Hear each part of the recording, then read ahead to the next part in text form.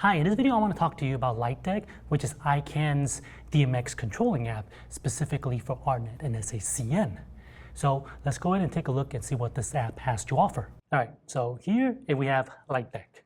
It has some of the basic features such as controlling either ARTnet or SACN. So you can see here, I have SACN set up right now for this device for our LBX10 PoE right here, which has native ARTnet on SACN and ARTnet on it. So let's go ahead and do control. You can see it's controlling the light and it's changing all the features and all the colors within it.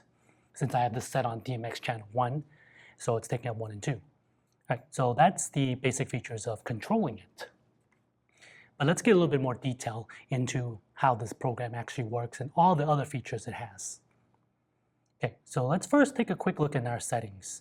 As we already saw that as ARTnet and SACN, there's another feature here called Lyra PoE Auto DMX Protocol Switching. And what that means is if it's clicked, if I change this over here to ARTnet, it will automatically send it to the device as long as it's one of our Lyra PoEs to change to ARTnet. So right now it is now in ARTnet. And I am in the ARTnet Universe 3. I am on Universe 0 on a light, so it's not going to work. So you can see I'm changing, nothing happens.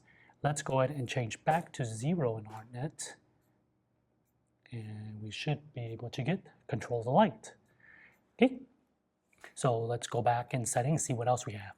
We have enable Stream Deck server, which is something I will show you a little bit later on how to use our LightDeck with your Stream Deck, like this little Neo we have right here. It works with any size Stream Deck. Okay, and then you're going to have some synchronization features. So this is for a little bit more advanced usage if your lights have synchronization. Next, here we have for display settings, we can show fader values as percentage. Typically, in most DMX values, it's 0 to 255, but some people are more comfortable with 0 to 100%, so that's why this option is there. If we go ahead and click it, you'll see that all of these numbers here are now percentage.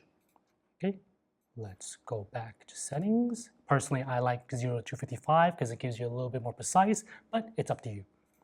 Next, let's take a look at our network. So here is where things get a little bit more, I guess, complicated or easy. We have it set for auto detect. When you click this, if your network has an IP address that gives out, it'll automatically detect it and you can select it from a drop-down box. However, if not, you can uncheck it and enter whatever IP address you have. Right now, this light and this computer are set on its own little switch by itself, so I'm able to set the IP address to whatever I want. So I just have to make sure that the subnet is matching what I have on the light. Right now on the light, this is 192.168.001.119. And as you can see, my computer, I have it set at 192.168.1.159. So that would be the broadcasting address. Here for ARTnet, you're going to have unicast mode, which means you can directly talk to single lights. So let's label that. And then this allows us to all discover that everything on the network. It will tell us what device on your network has ARTnet, and you can add it so it will target it and it will control it. With unicast, if the light isn't on this list, then it won't be controlled. Okay, so we have one device found here. We'll go ahead and add selected, and now unicast will work. So the light will control. However, let's say I go back into settings and I remove this and I push OK.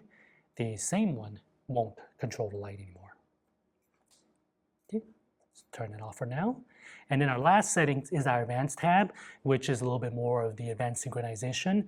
That is something I won't be covering in this video, but if you need the synchronization features, they are available here. Okay, so that is all we have inside settings. Now let's take a look at all the other features the program has. So as you can see, it has faders. This is 0 or 1 to 40 is on the first page, and then you're going to get up to 13 pages to get you all 512. So you don't have to use the minus or plus sign. If you want, you can, or you can just highlight it and put the number that you want. So you can just get to places quicker. Or you can even use the next buttons and previous that we have here. And as you can see, this is highlighted. This is the Grandmaster. So this lowers and increases the value of every single fader. All right, just make sure that when you're using Grandmaster, that you understand that this controls everything, every single fader. So if you have one of the faders set at a certain color temperature, controlling this with the Grandmaster, like this bicolor light, will affect that color temperature because you're lowering every single fader. And which talked about earlier, this is ArtNet. It allows you to go supports from 0 all the way to 32,767 for ArtNet and 63,099 for SACN. Okay. So in our next tab, we have patch fixtures. Here we can just add some lights. So let's say this is our LBX10. Let's pretend that we have more than one. Let's say we have 3 of these lights. This allows us to enter 3 of the lights, and once we patch it, it will be over here. And this gives us the option to see that the lights are now patched. You'll see 1 through 6 now shows you what it is, and it tells you that channel 1 is intensity, and then channel 2 is CCT. So that's color temperature. So this will do it for the lights that are here, but let's say that you don't have a light, or one of the lights that you're using isn't available here because these are the ones that are Ikan lights. You might have a different brand. You can simply just either import the GDTF files you have, or you can add a custom fixture. So you can just put something like, this will be test light. Say this light has 4 channels, and you can name whatever you want these are, anything, and push OK. Okay, has been added. Now let's patch it. I only want to patch 1. Now you'll see that it's been patched.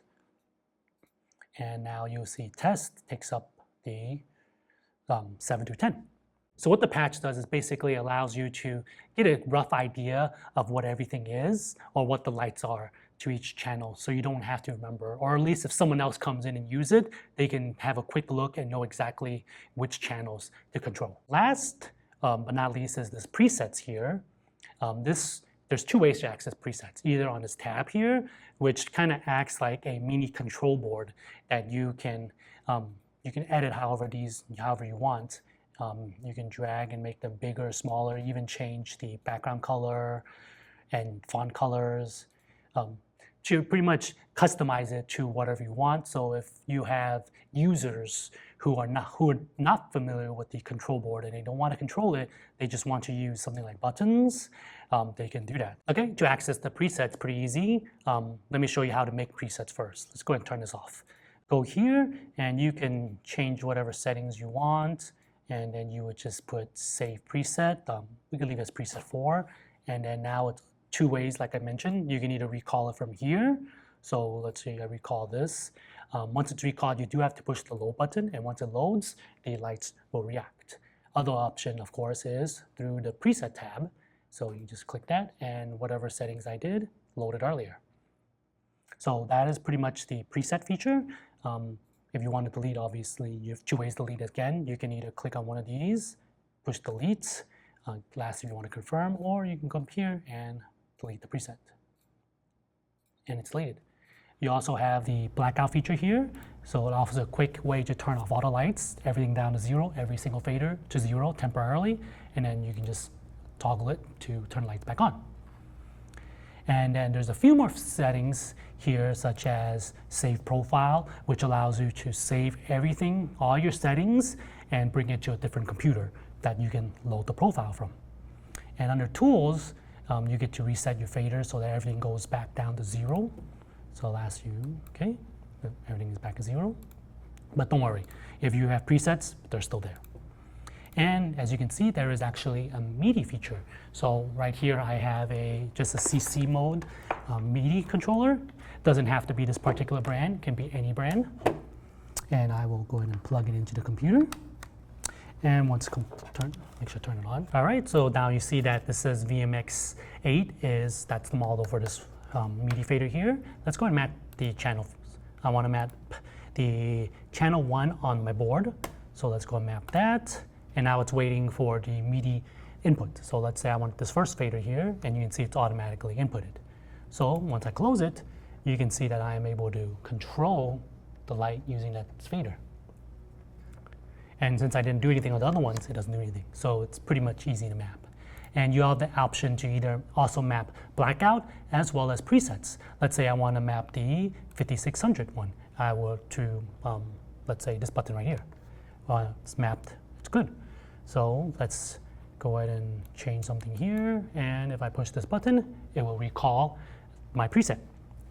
So this is super handy if someone wants to use physical. And another way I mentioned earlier is using Stream Deck. So let's go ahead and unplug this and let's use Stream Deck. So right now I just have this little Neo here, a little cute little guy. I'm gonna go ahead and plug this in, and I have the presets already made some presets here. Well, already kind of installed the plugin. There's a plugin that you can also download from our website, and it will add this little right here for Light Deck, where you just drag over and add the preset. So let's say for this one, I want this one to match to our 5600 Kelvin. Push enter. That's already 3200 Kelvin, and this is off already. Okay. So now it's loaded.